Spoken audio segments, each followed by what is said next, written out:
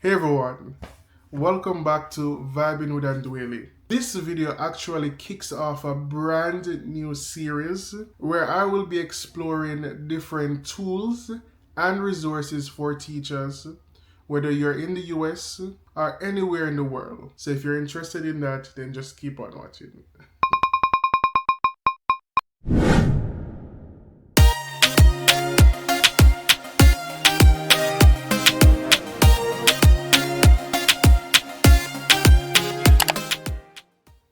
Alright guys, so before we start, we're on the road to 1,000 subscribers. If you are not a subscriber, go ahead and click that subscribe button. Just go ahead and like this video. So over the years that I have been teaching, I have tried several different online tools and platforms. Some of them worked, some not so much. So we're diving into one of I think the easiest platforms that I think I use, which is called Blooket. So it's a fun, gamified platform that turns quizzes into a competitive classroom game. So trust me, once your students get a taste of it, review days will be never the same. Alright? Alright, so let's jump right into it. So some of the key features for Blooket: it has pre-made question sets as well as the ability to make your own questions. There are a variety of interactive games, and it is accessible on many different devices such as web, phone, tablets, etc. This is one of those resources that I don't use every day, so I mainly use it as an entrance ticket and sometimes as an exit ticket because it's a fun way to test if students truly understand what was taught. I can say that majority of my students actually like, because again there's a game section to it.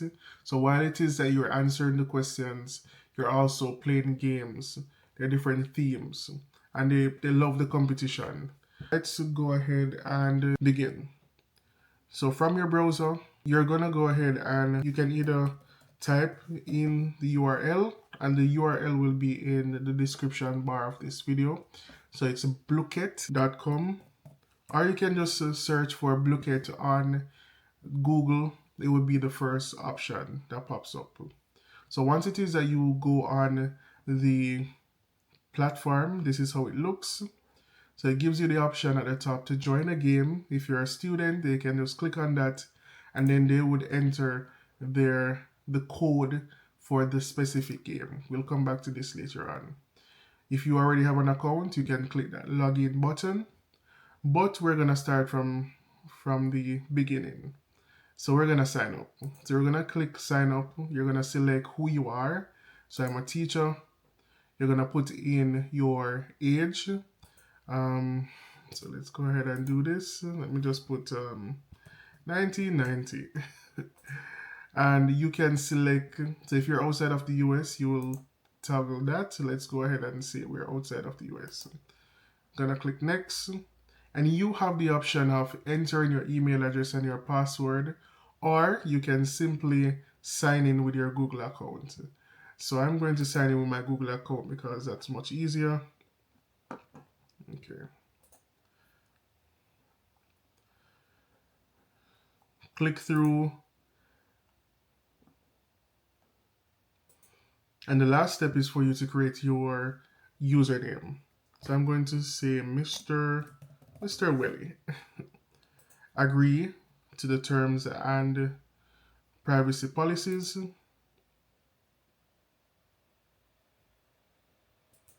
Okay.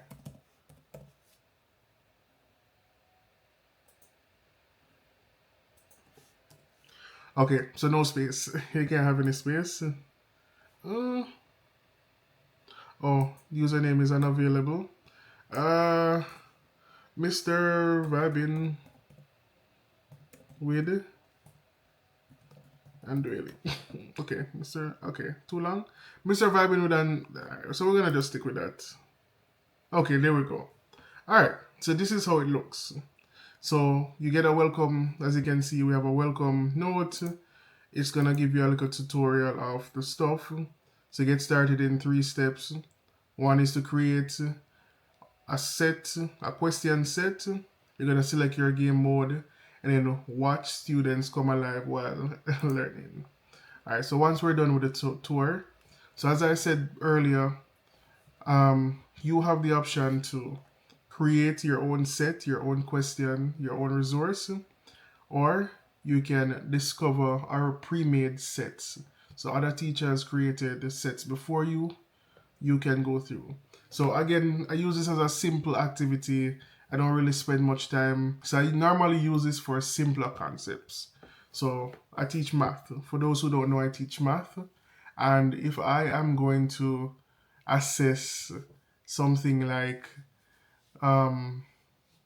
something that requires a lot of working, let's say for example, standard deviation, where they have to go through a whole table and all of that, it would be very time consuming to give them these questions because again, they're gonna just click through.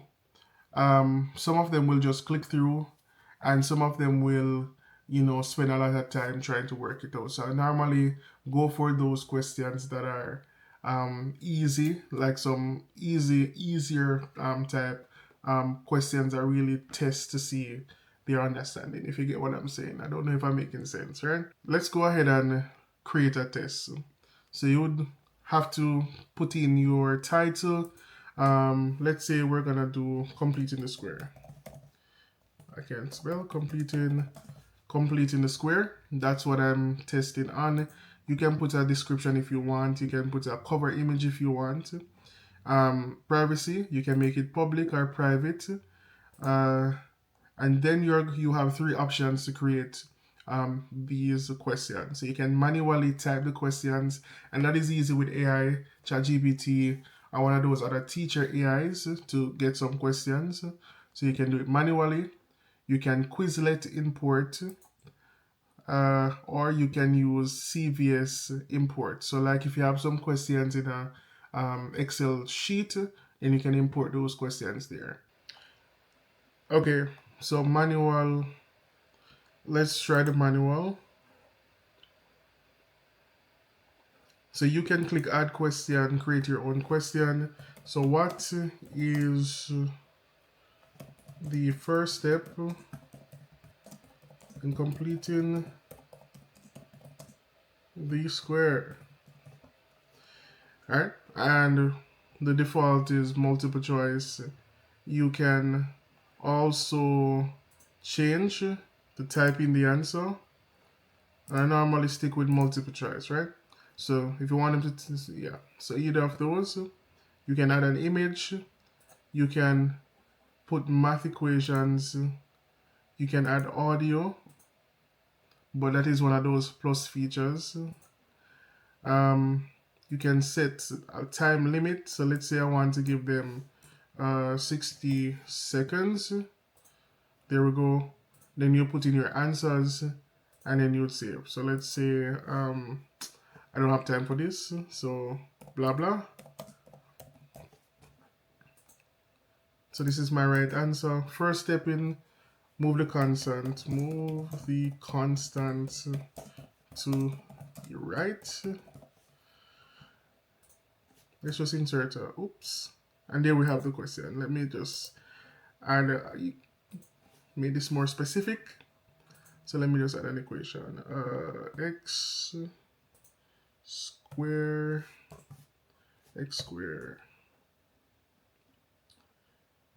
plus 3x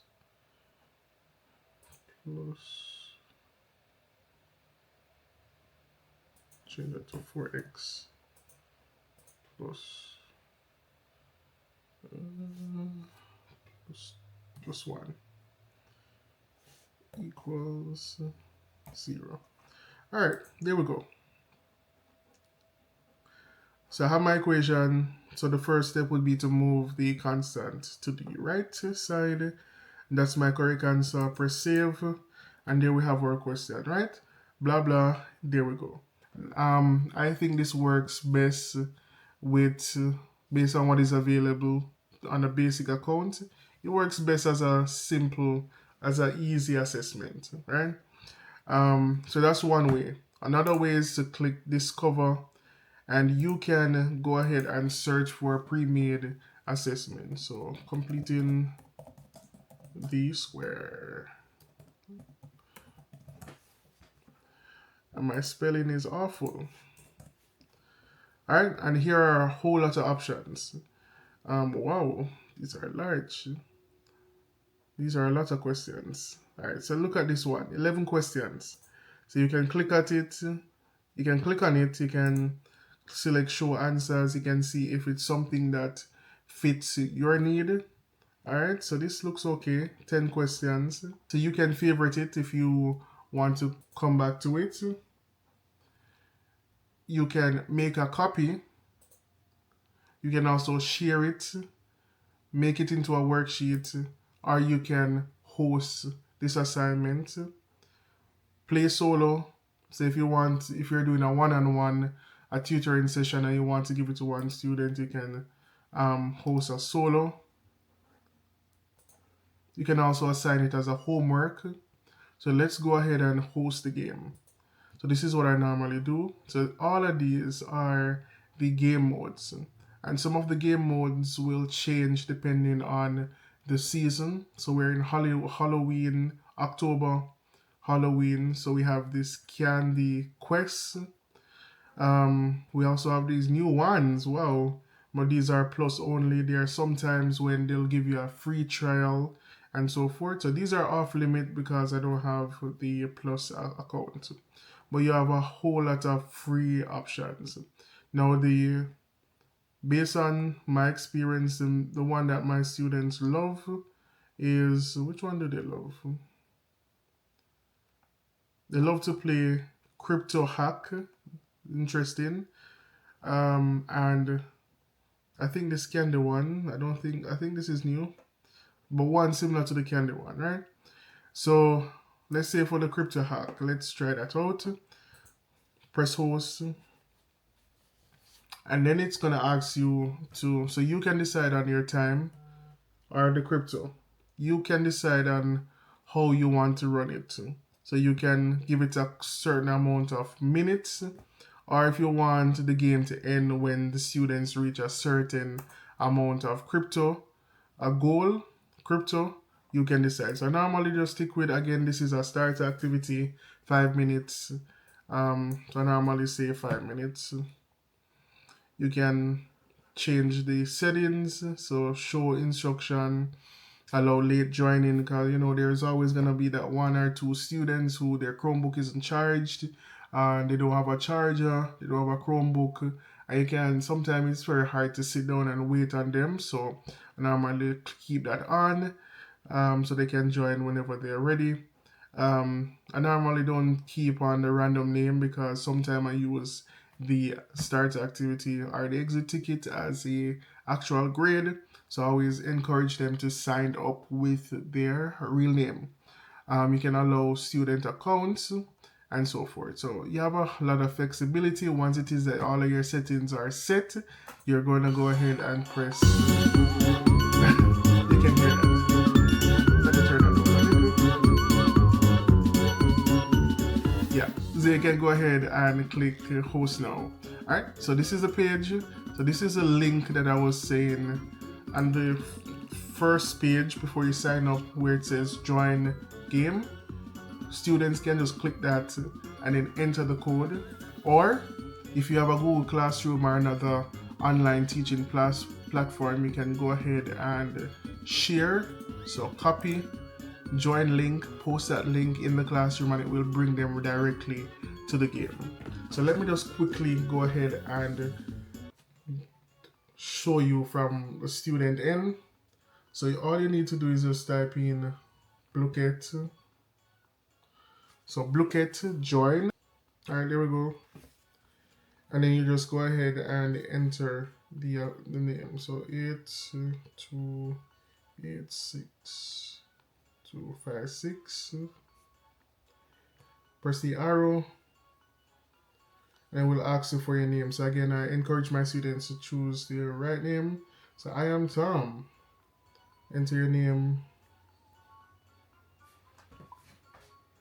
And then you have the option to select your different icons. I think if you have an account, you have more options to customize. So you can, so my students normally select their icons while I wait for everybody to join.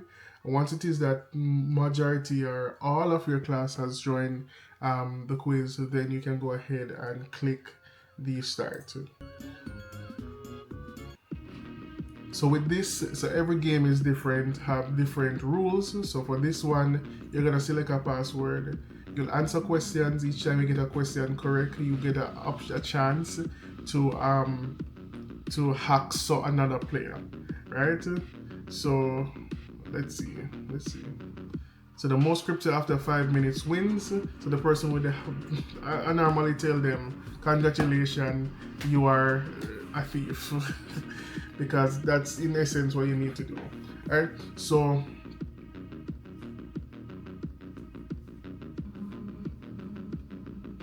this is from the student's end. So welcome hacker. And then I'm going to select everybody. Every student will select their own password. Let's select that one. And once it is that you select your password, then you're gonna start getting questions. You answer the questions, it's incorrect, oops. You just have to try until you get them right. Let me try to see if I can get one right. Alright, so good. I got one right. And then now I get to choose one of the three options. So there we go, hack. I was lucky I got hack. Tap anywhere. Then you would be able to hack someone. But I'm the only one in the game, so I cannot hack anyone, right? So that's it. And when the time is up, it's out. The music is there. You can go full screen. So let's go ahead and end. Okay. And there it is. It shows you the let me just so it shows you the top three, the first, second, and third place. It also gives you a breakdown of the number of questions that the students get incorrect. So I got 1 correct, 2 incorrect. Let me stop this. So it gives you analysis. So I normally give a prize to the top 3 winners, thieves. And then sometime, depending on the type of questions, if I know it was something kind of easy, then I might use it for a grade. But there are other times when the students will just click through and just for the fun of it, so that they can actually hack somebody or get the money and come first, like without even reading the questions. Like it's a reality. So again, I don't really make the questions that hard. But anyways, let's look at the options on the left side of the menu. So again, we went through the create section. Discover, we've done that. My set, so if you create different sets, then this is where you'll find them. So this was the first set I created with the 1 question. Favorites, so I had favorite that one that I just hosted. That's all of your favorites will come up here. So let's say next year semester, next year you're teaching the same concept, you can click on favorite and find quiz that you have previously found. History shows you all of the games that you have hosted. Homework shows you all of the homework that you have assigned to your students or your classes. And play is for those who want to join a game. So let's look at the settings. So you have your profile settings, plans. Let's look at the plans. So again, once it is that you sign up, you automatically are a part of the starter plan, which is free. If you want to upgrade to a plus plan, it is $4.99 per month, and it is charged yearly. So you would end up paying $59.88, and you can see on the screen all of the stuff that you get with the plus package. The Plus Flex is $9.99 per month, and it gives you all of the plus features. You pay monthly, and you can cancel whenever. Okay. In my opinion, though, I don't think this is really worth it. It's not something that I use that much, and there are better options out there that I will be talking about in future videos. So the basic works for me. I make it work. If I cannot find what I need, then I just come up with a different option.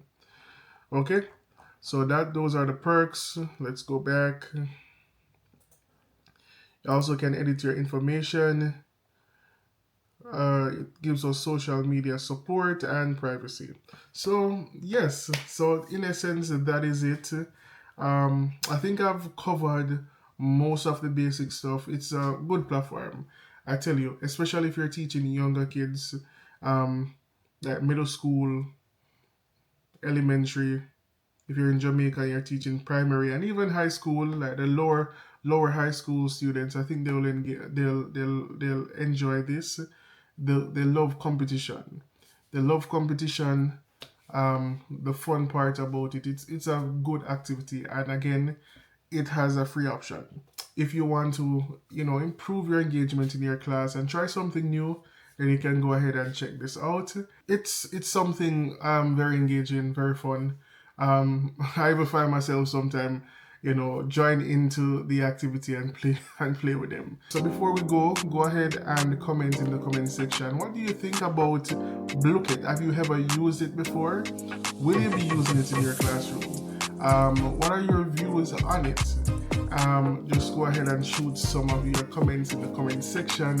And again, if you are not subscribing to this channel, go ahead and click that subscribe button. Press that like button as well.